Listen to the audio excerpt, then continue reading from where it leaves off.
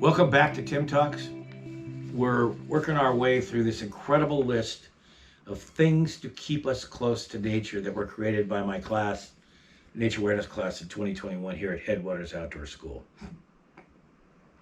We're on number 7, and that is become a tracker.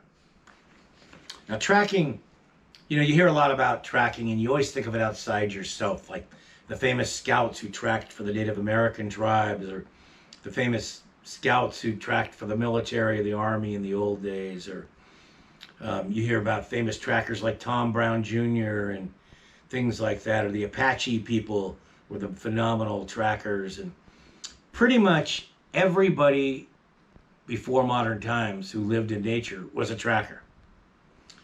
And tracking, because they had to be. It was like a skill that you had to have to live in nature. It was a must. It was as important as anything.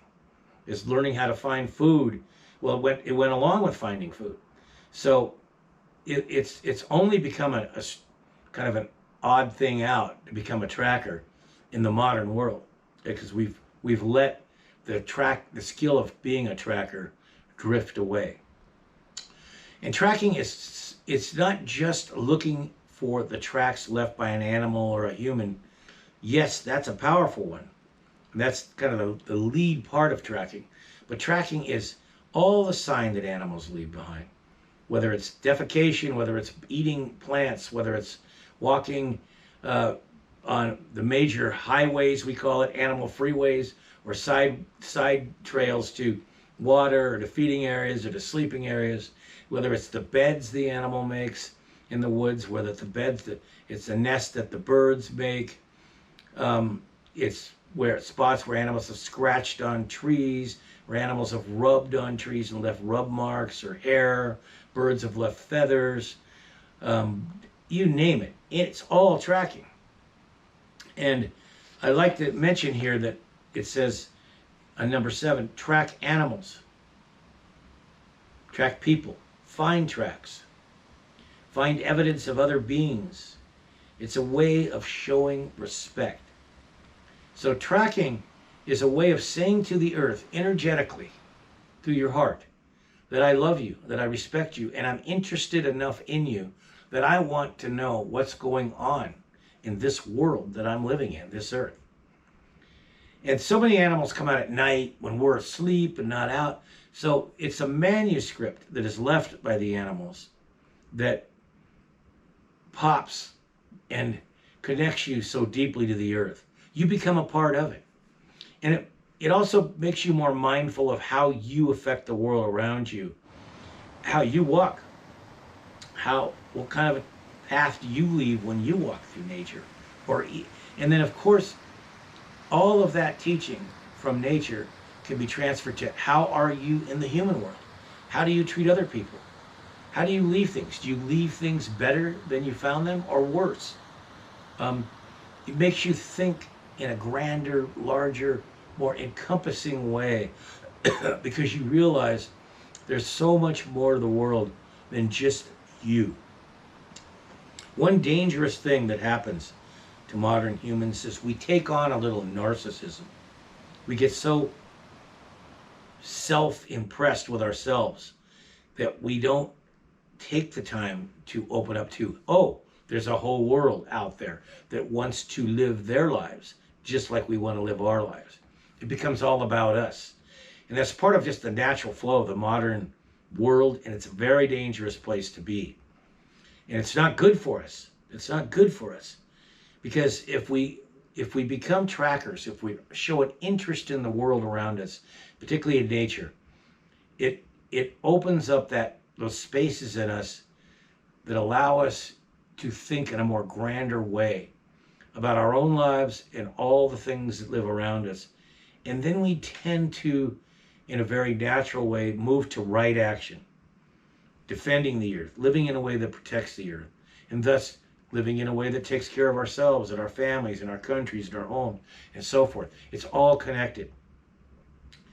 So, yes, you are a tracker. You have it in you. You don't have to be a master tracker. There are people who are master trackers. I've spent my whole life tracking. I even used to work for the Santa Cruz County Sheriffs. I tracked lost children and things when they were lost. And I've had some amazing stories around that where I've found kids lost.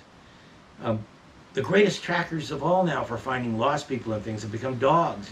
Dogs can find people lost anywhere, or buried in snow, or buried in buildings. I mean, what an amazing thing that is. Just think about that for a minute.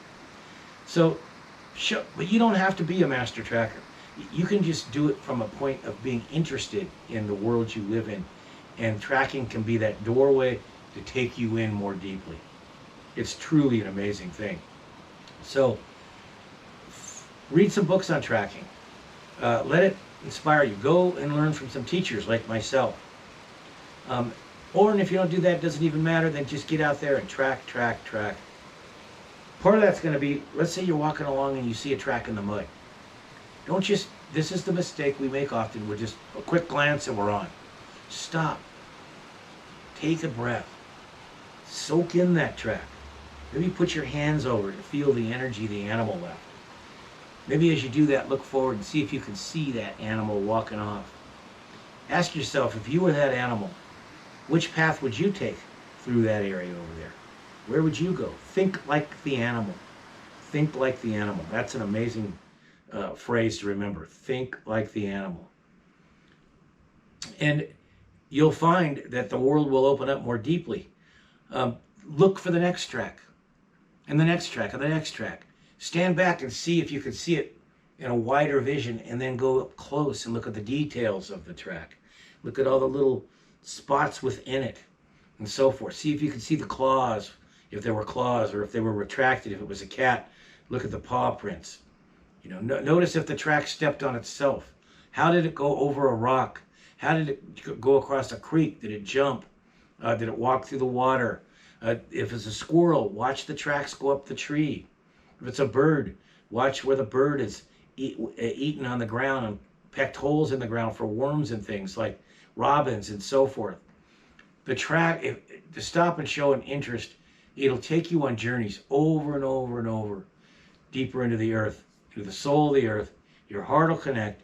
You'll become an earth caretaker, and life will get better for all things.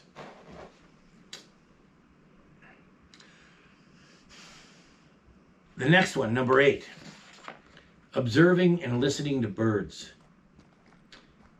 It's an art form, and it shows you care. Birds are one of those great gifts to the world when it comes to, and to human beings when it comes to connecting deeply with nature. Because often it's hard to become in the presence of wolves and bears and other big powerful animals. But birds, they're always coming around in our presence. We see them flying overhead in the sky. They come into the trees near us. They hang out by the water where we are. If you feed birds, which I've talked about in other TM Talks, create sacred space in your yard by putting bird seed out, high quality bird seed out for them, and water for them, then you'll have the opportunity to spend countless hours observing birds. I mean, these are remarkable beings. For one thing, I have a healthy jealousy for when it comes to birds. They can fly, I can't, that is an amazing thing. And I just think of simple things like the migratory patterns of birds. Birds that fly from south to north, to spend in the north having their babies when the weather is not snowy, and then flying back south when it's snowy to spend time. I mean, hummingbirds will fly across the Sea of Cortez, 60 miles of open ocean. I know of birds, the Arctic tern, that can migrate 25,000 miles a year. How do birds know where to go? They don't have a map like we have maps. They don't have any of that modern technology, but they know. They know every time exactly where to go. Right where they were born, they go back to. And then they go back south to safe places, or hopefully safe places.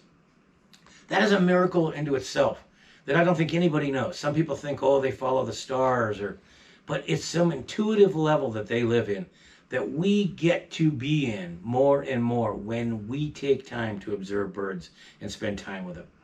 They'll take us into their world, and we'll be able to experience those intuitive places, those remarkably amazing places that they live that we don't know. On the next Tip Talk. Oh.